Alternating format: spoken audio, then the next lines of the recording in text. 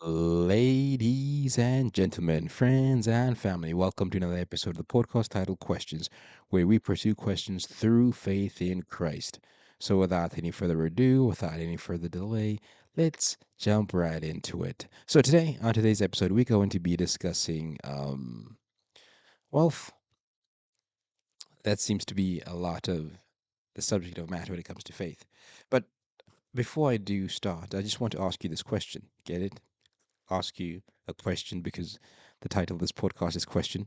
Ha ha ha ha ha. Not funny. Anyways, um, my question to you is, what would you say if God came to you and offered you any and everything that you want? If God just one day came up to you and said, "Hey, John," or whatever it is your name is, whoever you are, and says, "Hey, what do you want me to give you?"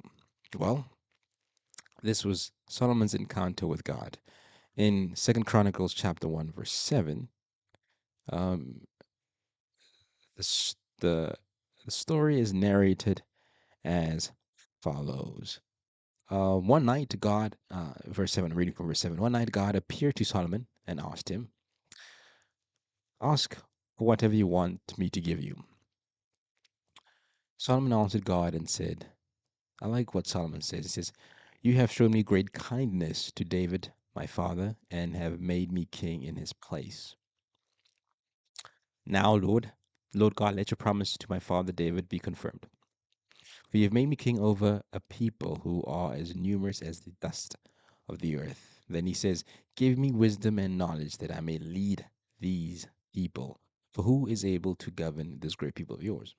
I assume, as God responds to Solomon, God surely must be impressed with this request because he continues and he says, in verse 11, he says, God says to Solomon, "Since this is your heart's desire, and you have not asked for wealth, possessions, or honor, nor for the death of your enemies, and since you have not asked for long life, but for wisdom and knowledge to govern my people, over whom I have made you king, therefore wisdom and knowledge will be given you, and I will give you wealth, possessions, and honor, such as no king who was before you has ever had, or nor and none after you will have." So this is very interesting. So basically, God appears to Solomon and says, "Hey, what do you want, and I'll give it to you." Solomon proceeds to ask for wisdom. You know, I don't know about you. I think the first thing I was watching a movie a couple of few weeks ago about making a wish. Um, the name of the movie is Obsession. The guy who had a wish and he wished that some girl will fall in love with him, and the other guy wished to be a billionaire. I think just in general, what appeals to people when we have such a request, it's usually material things. But because Solomon's heart was in the right place, he asked for wisdom and to love and govern God's people. And because he had his heart in the right place and he asked for wisdom instead of all these materialistic things, God, on top of that, gave him wealth and power. There's a story about a man. This is a made up story. I don't remember where I heard it, but there's a story. There's a story about a man that asked God for $1 million to end world hunger. Then God asked him what he has done with the $100 bill that is that in his pocket. Kind of like Jesus narrating a parable about the wealthy shrewd manager. In conclusion of that parable in Luke chapter 16, verse 10, I encourage you to go read it. Jesus says this, he makes this statement. He says, "Whoever can be trusted with very little, whoever can be trusted with very little can also be trusted with much. And whoever is dishonest with very little will also be dishonest with much." So, the story of the man who asked God for $1 million, like sometimes you ask God for resources to make a difference, but we seem to forget about the resources that we have. What are we doing with what we have? What even the little that we have? And Jesus here says that um, who, whoever can be trusted with a little can also be trusted with much, and whoever is dishonest with little will also be dishonest with heart. It's kind of like how God saw Solomon's heart. He saw Solomon's heart and what he was doing with the very little he had, like his heart was with the people. And because his heart was with the people, God was able to trust him with the wealth of the entire world. Because literally, this man is, well, in record, the most wealthiest man to have ever lived. Because God knew his heart. God freely gave him everything because he knew that his heart was not with worldly possessions. You know, so what we do with the very little we have is what we will do with the more we have. See, God does not give us resources and wealth so that we can hoard it for ourselves. God did not make Solomon wealthy and powerful so that he could have all that to himself. Um, Clearly, he asked for wisdom to govern and to love God's people. And God rewarded him and gave him resources, limitless, endless resources for that very purpose. And you may say, and you may say that if I had just $1 million, I could make a difference. Or if I had $1 billion, I would definitely make a difference. If maybe you'd be like, oh, if I was in a position of power, I'd be able to make a difference. If I was a president of a country, I'd be able to make a difference. But my question to you is, what are you, why are you not making a difference with the little that you have now? You know, God blessed Solomon because his heart was for his neighbor, aka God's people. What we do with what we have now is what we would do if we had everything. So my question is, you may maybe need resources to do whatever you feel as if maybe what God has called you out to do.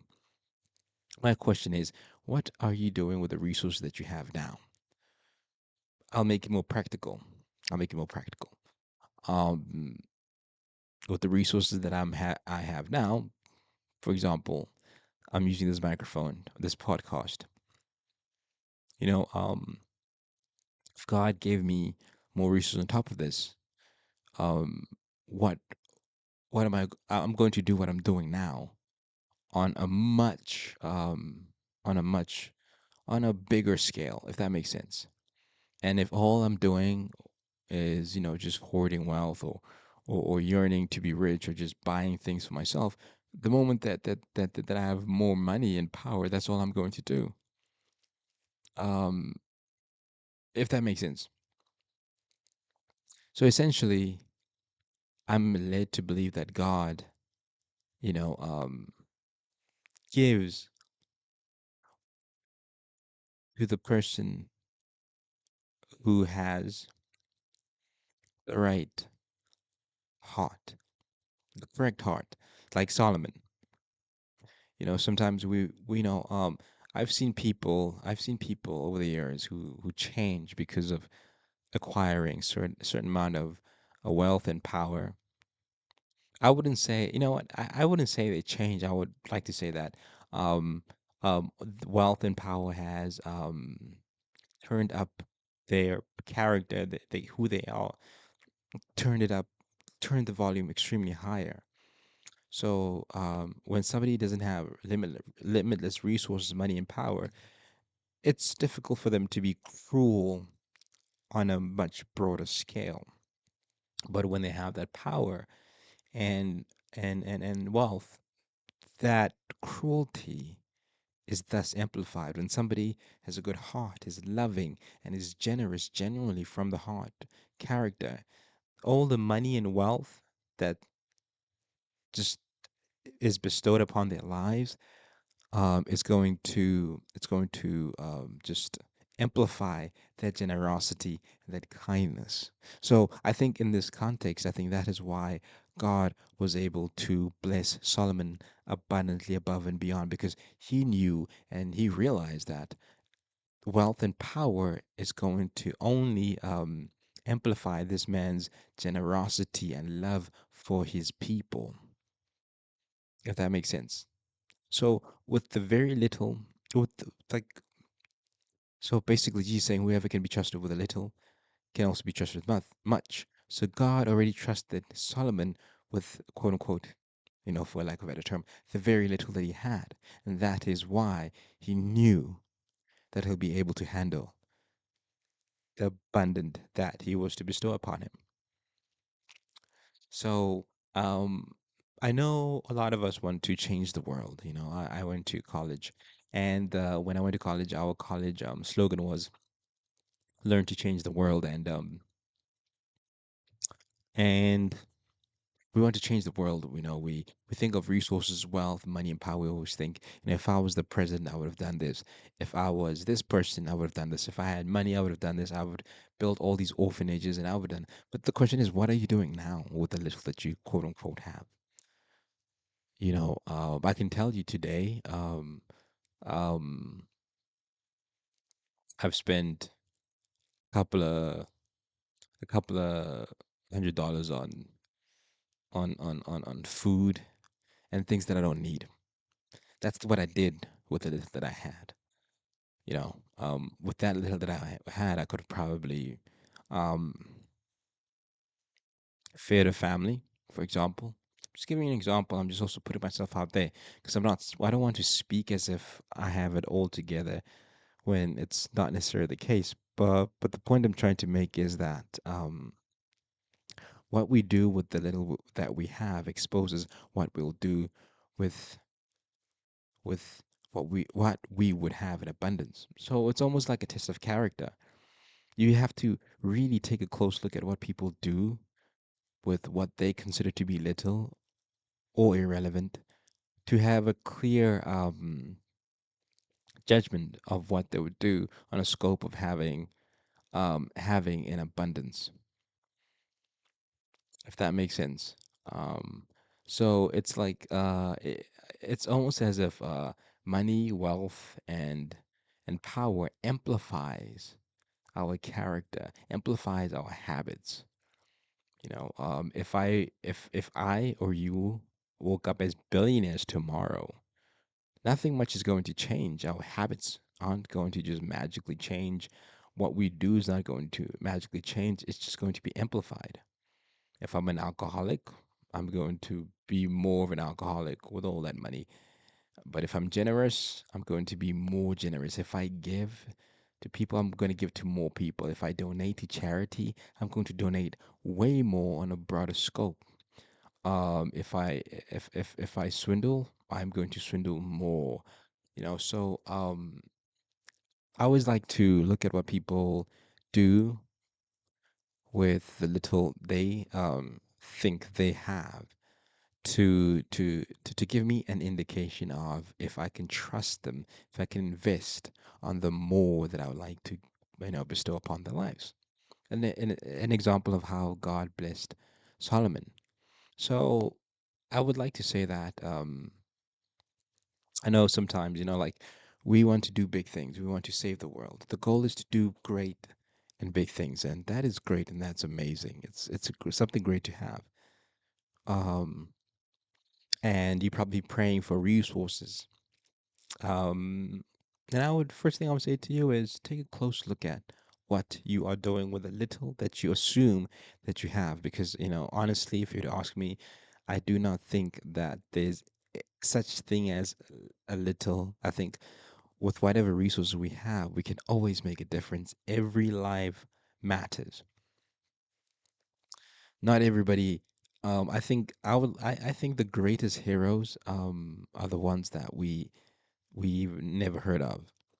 I think one day when we meet God, we're going to meet so many heroes that we didn't hear of, that did not go down in human history. But those who have done good deeds in secret, as God says, Christ says that God rewards deeds done in secret. He say when you do good, some people do good just to be seen and to earn praise from men. And Christ said that is their reward, praise from people. But if you do good, do that in secret, and your God who sees what is done in secret will reward you. And I feel as if, those who earnestly seek God, who have faith, those are the ones that are doing good where no one sees. They're doing good where no one can document and speak of.